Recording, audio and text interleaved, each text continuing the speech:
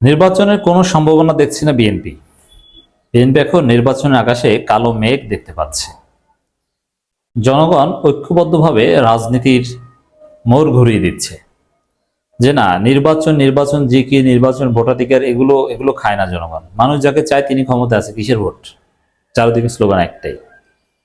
অতএব দর্শক, এই জনমত এটা বিএনপি কিন্তু দেখছে।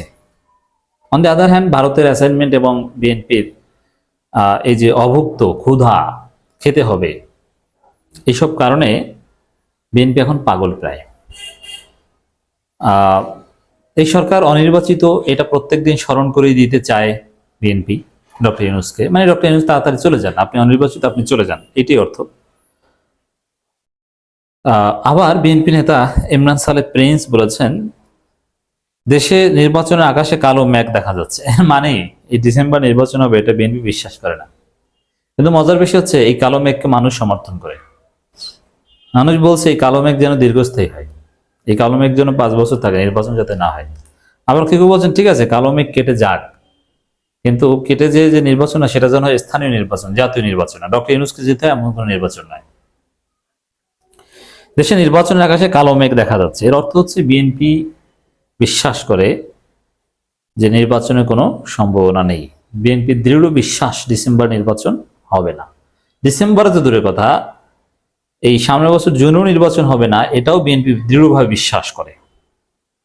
তো জনগণ কিন্তু এটা কেন, এটা বিএনপির বিশ্বাসটা কেন?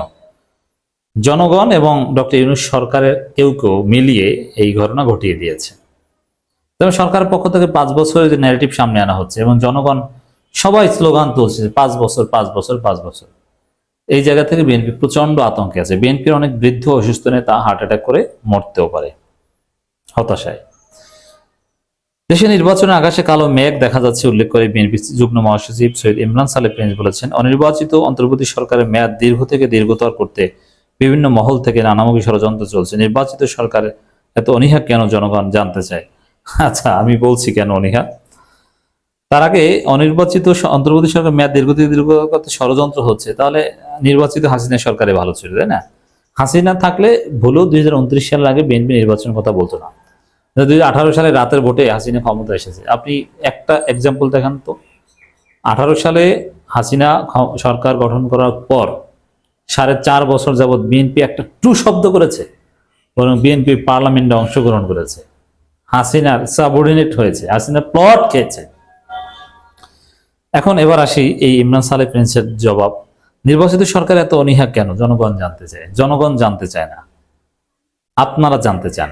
অনীহা এই কারণে যে নির্বাচিত সরকার বলতে যা বাংলাদেশে হয় সাধারণত এগুলো কারচুপির মাধ্যমে নির্বাচিত হয়। এবং কারা নির্বাচিত হয়? লুটেরারা নির্বাচিত হয়, কালো টাকার মালিকরা নির্বাচিত হয় বাটপাররা, সন্ত্রাসীরা নির্বাচিত হয়, শামীম ওসমানরা নির্বাচিত হয়। বুঝতে পারছেন? আর বিএনপির মধ্যে এরকম শামীম ওসমান আছে না, এরা নির্বাচিত হয়। অতএব এইসব চোর বাটপার এরা এই অর্থ পাচারকারীদেরকে জনগণ চাইবে না। আর এখন ক্ষমতায় কারা? সারা পৃথিবী তাদেরকে রেসপেক্ট করে।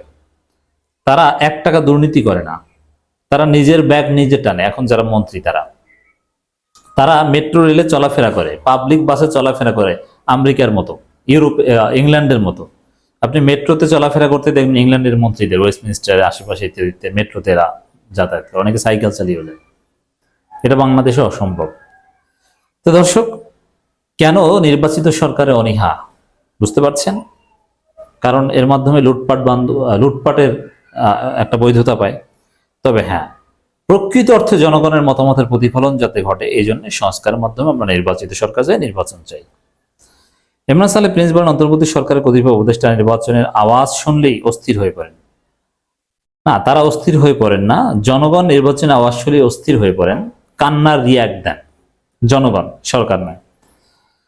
তারা ফেসিবাদের মন্ত্রীদের মতো নির্বাচিত না হয়েও নিজেদের নির্বাচিত বলছেন, নির্বাচন ছাড়াই 5 বছর ক্ষমতায় থাকার আশা করছেন।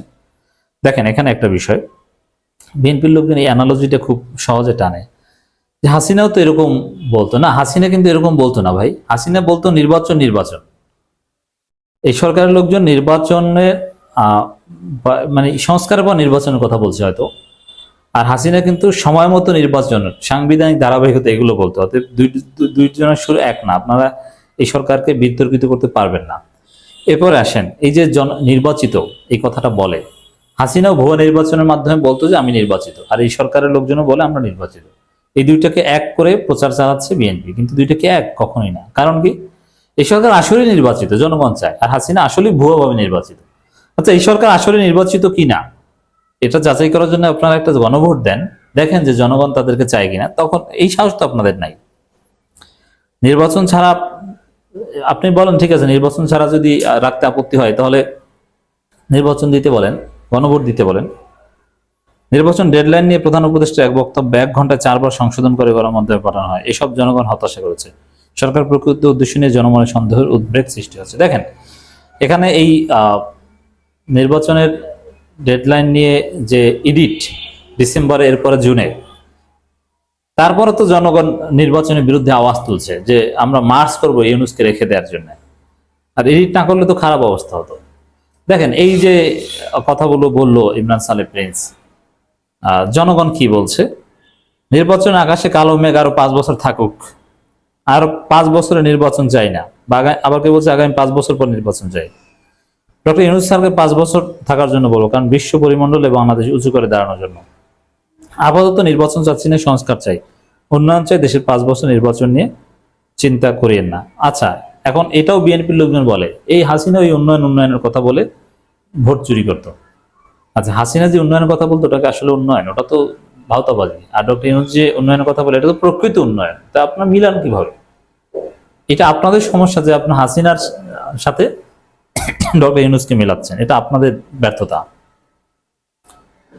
জনগণ লিখছে, নির্বাচিত সরকার তো বাংলাদেশের জনগণ বহু দেখেছে, এখন অনির্বাচিত সরকার জনপ্রিয়তা লাভ করছে, বাংলাদেশ জনগণ আকাঙ্ক্ষা পূরণই হচ্ছে, কাজে নির্বাচিত সরকার প্রয়োজন নাই, দেশ ভালো চলছে। দেখছেন, জনগণ এখন নির্বাচন ব্যবস্থার প্রতি তাদের ক্ষোভ জন্ম নিচ্ছে।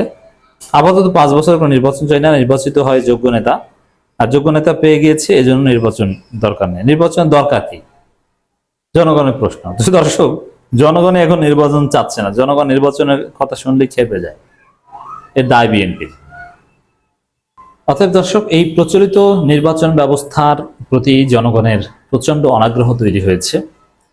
এই জন্য এগুলো নিয়ে আমার মনে হয় যে পলিটিক্যাল সায়েন্টিস্টদের কাজ করা উচিত, যে হ্যাঁ, আমরা গণতন্ত্রে বিশ্বাস করি, জনগণের মতামত এখন কিভাবে, সেটা জনগণের মতামত কিভাবে নেওয়া যায়, শুধু একটা পদ্ধতির মধ্যেই কেন আমাদের সীমাবদ্ধ থাকতে হবে, এবং আসলে কি আমাদের যে প্রচলিত নির্বাচন সিস্টেম, এতে অধিকাংশ জনগণের মতামতের ভিত্তিতে দেশ চলে, না এটা একটা শো অফ? এগুলো গভীরভাবে বিশ্লেষণ করা দরকার। এজন্য গণভোট প্রথা এটা খুবই জরুরি, রাষ্ট্রপতির নির্বাচন হবে এটা জরুরি, এবং বিভিন্ন সিদ্ধান্ত গ্রহণ প্রক্রিয়ায় জনগণের মতামতের জন্য ওয়েবসাইটে উন্মুক্ত করে দেওয়া, মতামত নেয়ার চেষ্টা, সেগুলো যাচাই বাছাই করা, এই সরকার যেটা করছে, এই সিস্টেমগুলো ইন্ট্রোডিউস করা অতি জরুরি হয়ে পড়েছে বলে আমরা মনে করি।